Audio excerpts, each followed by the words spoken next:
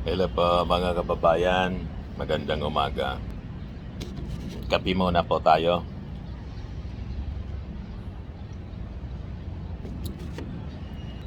Saka itong ah, siupaw. Para niya Mr. Maravillas. Kada umaga siupaw yung kung hindi biskwit po, siupaw. Yun na lang po yung almusal natin, mga kababayan, para madali lang bibili ka lang pagkatapos yun na. Kailangan mabilis ang galaw ngayon kasi krisis. O ngayon, ibigay ko sa inyo muna mga kababayan yung naging mensahe ng ating Pangulong Bongbong sa harap ng United Nations. Ayan ang ating puging-puging presidente, nakipagkamay sa Secretary General ng United Nations na si Antonio Gutierrez. Yan yung ating Pangulo. Bagay na bagay sa dyan. Yan si Lisa Marcos and other officials. Bagay na bagay siya bilang isang leader ng mundo. Tingnan nyo naman ang ating Pangulo with First Lady Lisa Marcos na napakaganda. Mainggit naman na yan, Mr. Maravillas, yung mga DDS. Mamatay sila sa inggit. Yung ating Pangulo bagay bilang isang leader ng mundo kasi may civility. Matalino, may civility. Hindi mo maringgan ng mga masasamang salita. Di ba? Hindi mainitin ang ulo. Tama po. Di niya, Mr. Maravillas, yung sinabi ng ating Pangulo.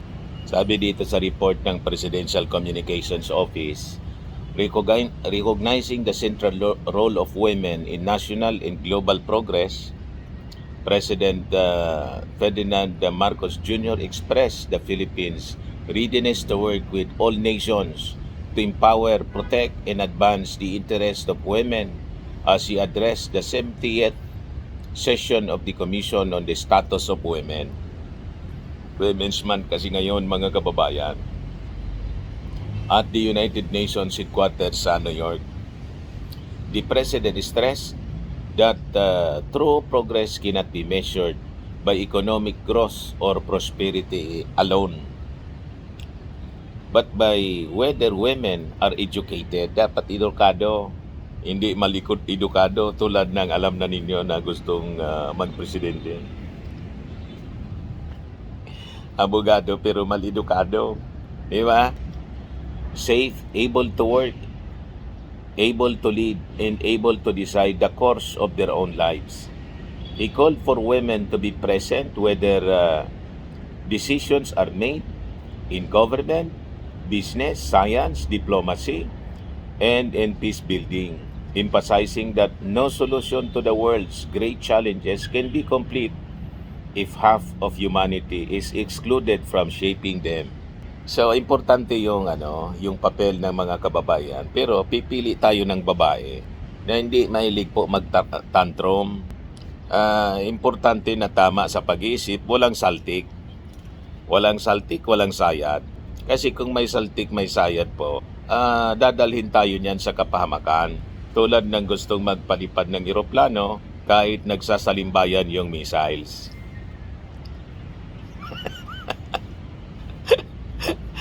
O, di ba? Mga kababayan, dapat matino kung mag-isip. Madaling sabi mga kababayan. Hindi yung assuming. Mahirap yung assuming po. O, ito yung ating Pangulong Bongbong Marcos, mga kababayan, sa kanyang mensahe. Junior, President of the Republic of the Philippines. Siya yung unang magsasalita pala. Madali lang.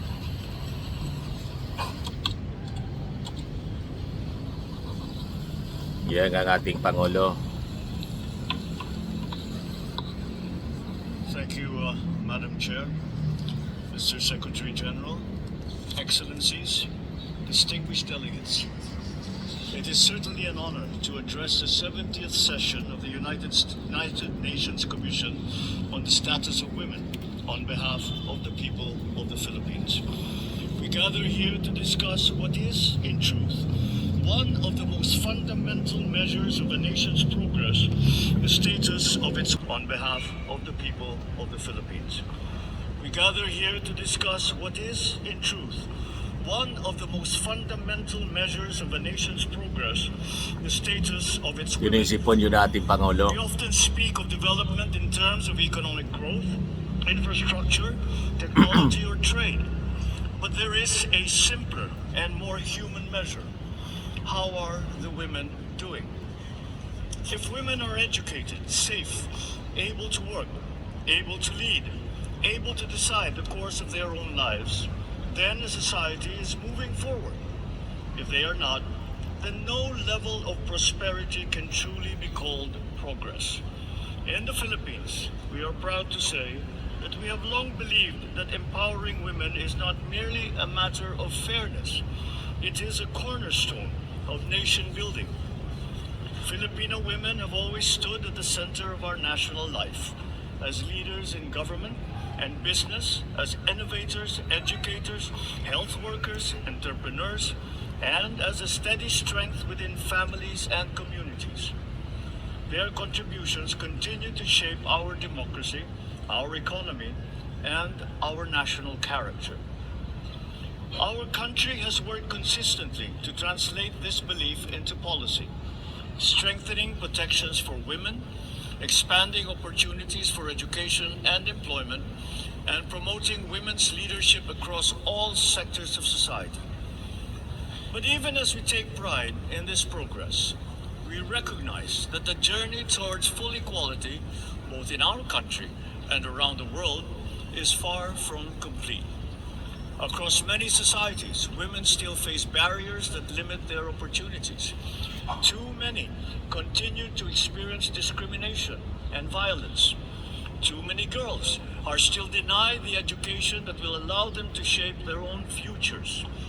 And that is why the work of this commission remains as vital today as it was 70 years ago.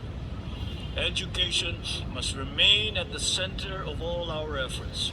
When a girl is educated, the benefits extend beyond far beyond the individual.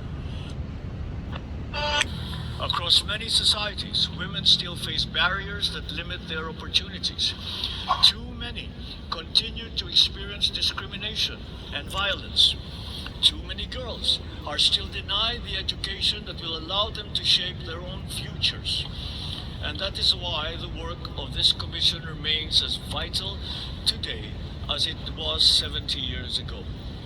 Education must remain at the center of all our efforts. When a girl is educated, the benefits extend far beyond the individual. They strengthen families, uplift communities, and expand the possibilities of entire nations. Economic empowerment is equally essential. Women must have access to employment, to finance, to entrepreneurship, and to leadership. Societies that fully include women in economic life are not only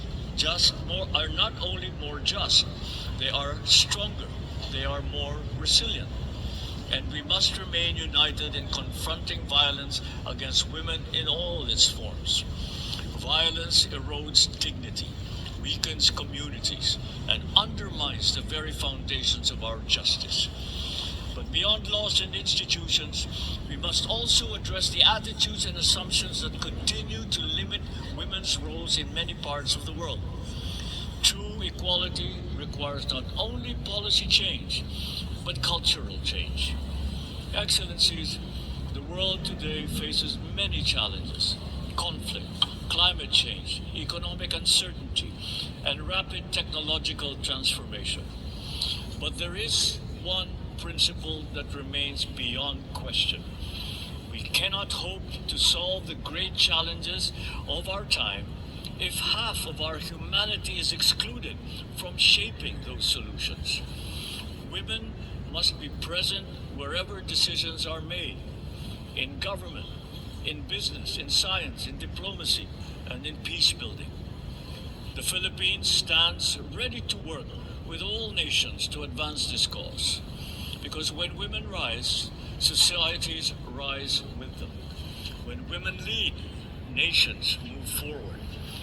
And when every girl, no matter where she is born, can stand with confidence and say that her future is truly her own, and then we will know that we have built not only a more equal world, but a better one for all of humanity. Thank you and mabuhay. O diba? Palagpakan sila. Napakaganda, mga kababayan, ng mensahe ng ating Pangulo sa United Nations sa pagbibigay ng importance, respeto sa mga kababaihan at ang kanilang napakahalagang papel sa pagsishape ng mga bansa sa buong mundo in our society. Yung ating Pangulo may credibility, may reputasyon, may moral ascendancy to speak sa pagbibigay ng mataas na respeto sa mga babae, kasi never pa nating narinig ang ating Pangulo na mag-disrespect sa mga babae. Mataas ang kanyang paningin sa mga babae, mga kababayan. Nakita ninyo, kahit wala siyang tigil na pinagbabastos, inaalipusta ni Sara Duterte, hindi siya magsalita ng anumang masama. Pinagbantaan siya, pero mga kababayan, ang pinakang mabigat niyang sinabi, ito'y anya aking papalagan. Ganun lang. So, ang ating Pangulo may karapatan and moral ascendancy to speak before this international forum na nagpo-post ng rights ng mga kababaihan, ng papel ng ating mga kababaihan. Hindi tulad ng alam na ninyo na mga leaders na kung saang kampo napakabastos, mga kababayan. Yung latest, yung si Suntay, di ba? Wala pa akong narinig na pagkondina mula kay Sara at sa kampo niya. Di ba? Mga kababayan, kaya napakaganda yung mga reactions ng mga kababayan natin. Sabi ni Maggie Taberner, great speech po, PBBM. God bless po to you always at mabuhay ang bagong Pilipinas. Sabi ni Mark Sabaliero, initial reaction, that's a very well delivered speech. Good job, Mr. President. Ngayon, sa mga walang masabing maganda, tanong ko lang, kaya nyo ba mag-deliver ng speech na ganyan? Or mas direktang tanong, kaya ba ni Sara na mag-deliver ng speech na ganyan sa UN? Yung totoo, huwag nyong lokohin sarili ninyo. Unang-una, ang pinakamalagang question, credible ba na mag-deliver ng ganyang mensahe si Sara or anyone sa kampo ng mga Duterte na napakabastos, mga kababayan? Pagdating sa mga kababayan, napakabastos. Sabi ni Hasilia Enas, women, I thought of one you described here the most, a woman that is standing still despite of the bullies, referring to Sara. Baliktad. Walang nambubuli kay Sara. Siya yung malinaw na bully. Pati presidente binubuli kasama yung kanyang tatay. Di ba? Sabi ni Norbert Soriano Galisa, that's my president. One who confidently speaks speaks in front of dignitaries all over the world. Sabi ni Chini Brad Rodriguez, great speaker, PBBM, mabuhay po. The roles and status of women in nation building. Sabi ni CJC, pag si Saya dyan, Shimenet, plan A, plan B, plan C, itok. Naisip ko lang, paano siya haharap dyan? Media nga dito. I don't want to answer that question na siya. Ganon. Sabi ni Master Nerit, isipin mo na lang kung si Lustay nandyan, sasabihin na naman noon, in our lives, we must have plan A, plan B, and plan C. Hindi lang na lang sinabi, plan A to C.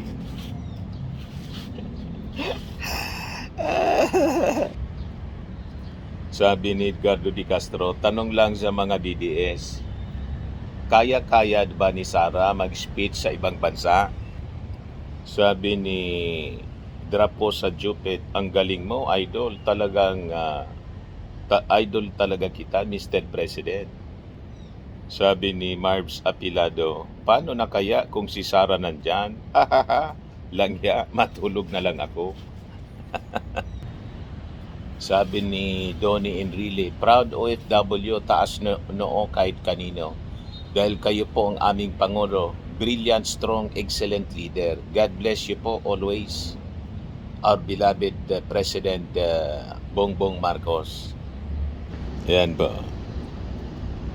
Anyway, yun man lang po ang ating short video ngayon, mga kababayan. Ako po si Dante Maravillas. Bye-bye po. God bless.